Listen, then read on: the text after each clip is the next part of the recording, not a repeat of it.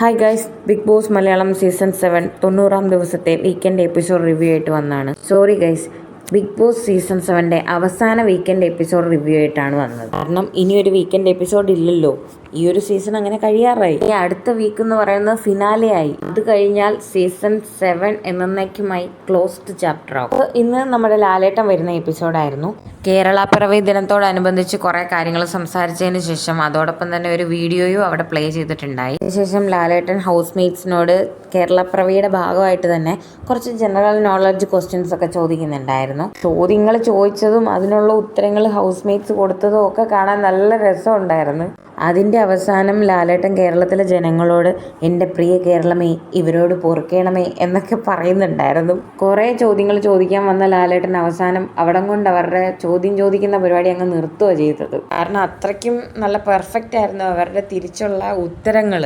അതുകൊണ്ട് ലാലേട്ടൻ തന്നെ നിർത്തുകയാണ് ചെയ്തത്. അതിനുശേഷം അനുമോളുടെയും അനീഷിൻ്റെയും കാര്യം ലാലേട്ടൻ സംസാരിക്കുകയായിരുന്നു ചെയ്തത്. അതിന് മുന്നേ തന്നെ അവരുടെ ആ ഒരു പ്രൊപ്പോസൽ സീൻ ഉണ്ടല്ലോ, അത് ഹൗസിലുള്ളവർക്കും കൂടി കാണിക്കാൻ വേണ്ടിയിട്ട് ലാലേട്ടൻ അവിടെ ഇതങ്ങ് പ്ലേ ആക്കിയായിരുന്നു. അതിനുശേഷം ലാലേട്ടൻ ഹൗസിലുള്ള ഓരോരുത്തരോടായിട്ടും ഇതിനെപ്പറ്റിയുള്ള അഭിപ്രായമൊക്കെ ചോദിക്കുന്നുണ്ടായിരുന്നു. ഓൾമോസ്റ്റ് ഇന്നത്തെ എപ്പിസോഡിൽ പകുതിയും ആ ഒരു ടോപ്പിക്ക് തന്നെയായിരുന്നു എന്ന് വേണമെങ്കിൽ പറയാം.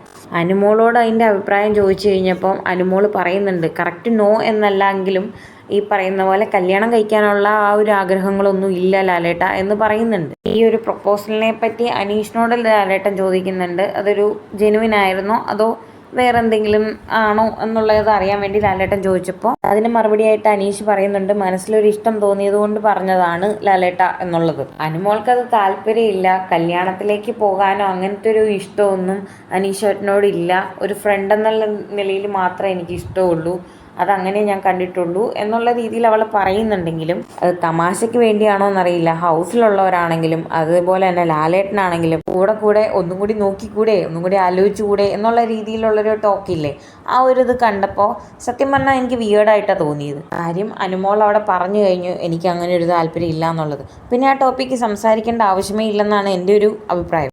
ഈ ഒരു കാര്യത്തെപ്പറ്റി നിങ്ങളുടെ അഭിപ്രായം എന്താണെന്നൊന്ന് കമൻറ്റ് ചെയ്യാമോ?